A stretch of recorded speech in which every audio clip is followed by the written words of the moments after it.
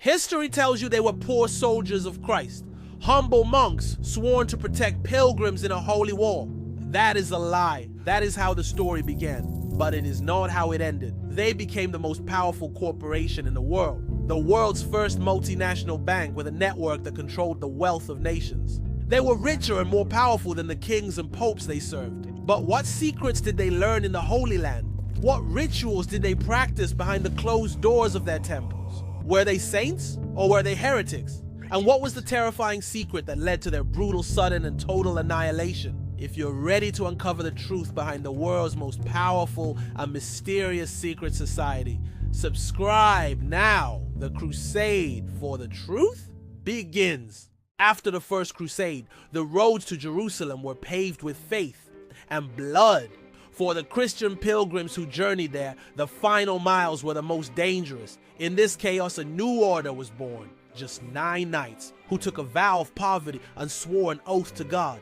They would protect the pilgrims on these treacherous roads. They called themselves the poor fellow soldiers of Christ in the Temple of Solomon, the Knights Templar. Their poverty was so absolute, their first seal depicted 2 knights sharing a single horse. They were driven by a pure, ferocious piety, a belief that they were the sword arm of God himself.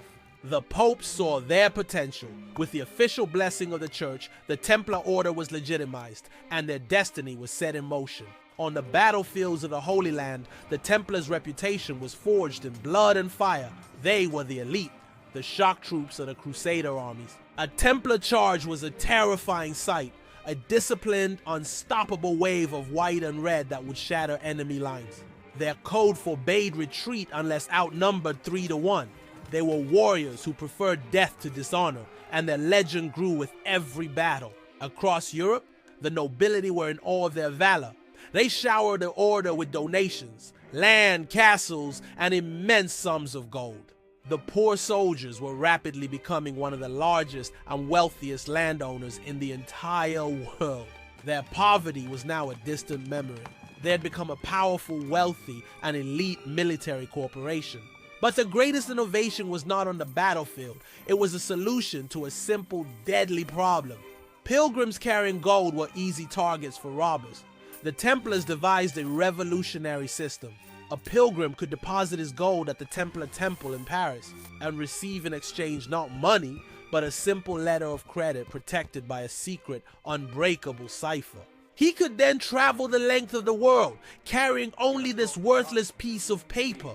Upon arriving in Jerusalem, he would present the note, and the Templars there, after verifying the code, would give him the exact same amount of gold. It was safe. It was brilliant. It was the invention of international banking, and this system transformed them. The constant flow of deposits made their treasuries overflow. The poor soldiers of Christ were gone. In their place stood God's bankers, the new hidden masters of the world's economy. The Templars' banking system didn't just make them rich, it made them the heart of a new global economy. Their network of preceptories became the world's first multinational corporation. They built their own fleet of ships, dominating trade, creating a logistical network so powerful and efficient it had no equal in the medieval world. Their temple in Paris became the central bank of Christendom. The Grand Master of the Templars was not just a military commander, he was the most powerful CEO in the world, lending vast sums to kings and popes. They were more than bankers. They were industrialists, farmers, innovators, a self-sufficient economic empire, hiding in plain sight behind the symbol of the cross. Their power became absolute. They collected taxes on behalf of monarchs, managed royal treasuries, and brokered deals between nations. The poor soldiers now controlled a fortune that could rival the combined wealth of every kingdom in Europe. But with immense wealth came immense secrecy. To join the order was to enter a brotherhood with strange and binding rituals, swearing oaths of absolute loyalty. They were initiated into a world of secrets, a hierarchy of knowledge that was protected with their very lives. And this raises the ultimate question. What was their greatest secret? Many believed it stemmed from their first years in Jerusalem, excavating beneath the ruins of Solomon's temple. Legends persist to this day. Did they find a Holy Grail, the Ark of the Covenant, or some forbidden knowledge that gave them their incredible power? Their enemies would later twist this secrecy into something dark, accusing them of heresy, of spitting on the cross, and of worshipping a demonic idol. Baphomet! The truth remains a mystery, but one thing is certain, the Templars knew something. They possessed a power, a knowledge that set them apart from the rest of the world. This power placed them beyond the reach of kings. They were a sovereign entity, a state within a state that answered only to the Pope himself.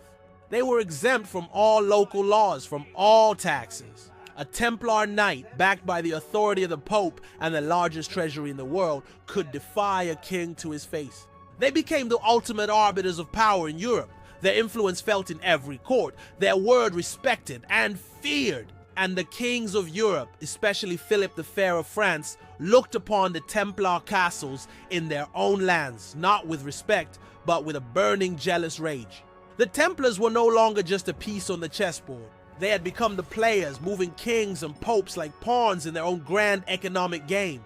And in the shadows of the royal courts, a conspiracy was being born. A deadly plan, fueled by the insatiable greed of a king to destroy the untouchable order and seize its unimaginable wealth. King Philip of France, deeply in debt to the Templar order, devised a plan of breathtaking cruelty and efficiency. He forged a list of shocking accusations: heresy, blasphemy, idolatry. In the dead of night, secret warrants were dispatched to every corner of his kingdom, a perfectly coordinated conspiracy. At dawn, on Friday, October 13th, 1307, the trap was sprung.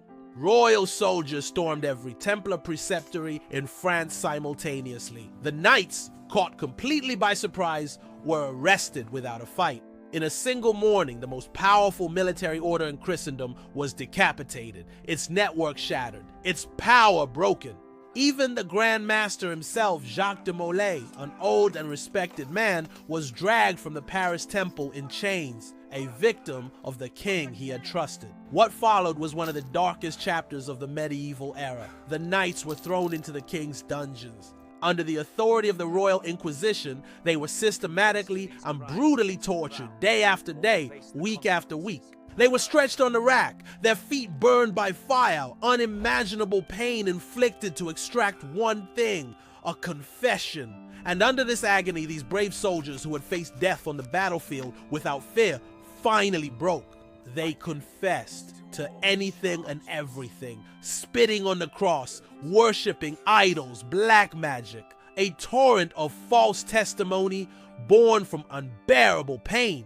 Armed with these coerced confessions, King Philip pressured a weak and terrified pope into officially dissolving the Templar order forever.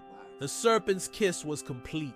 7 years later, the final act of the tragedy unfolded in Paris. The Grand Master, Jacques de Molay, was brought out to be burned at the stake as a relapsed heretic.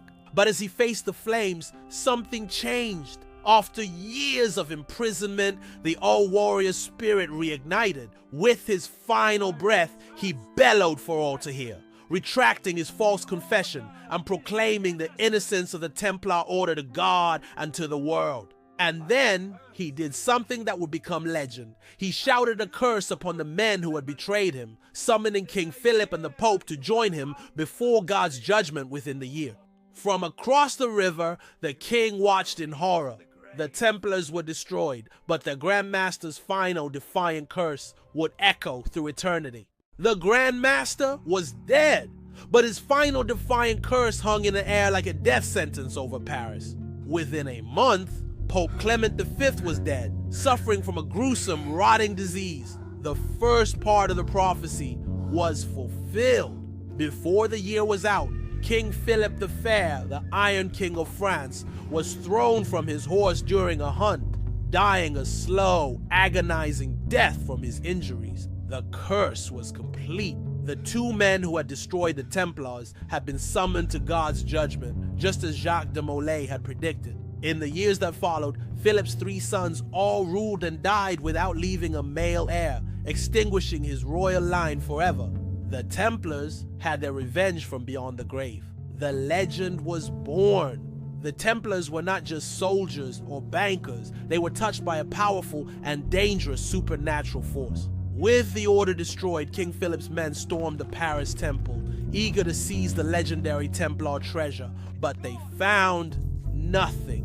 The vaults were almost empty. The greatest fortune in Christendom had vanished into thin air. In the days leading up to their arrest, a secret operation had taken place. The Templars, warned of the coming storm, had smuggled their treasure out of France. An entire fleet of Templar ships, said to be laden with gold, relics, and secret documents, sailed from the port of La Rochelle and disappeared from history forever. And so began the greatest treasure hunt in history. Did they sail to Scotland?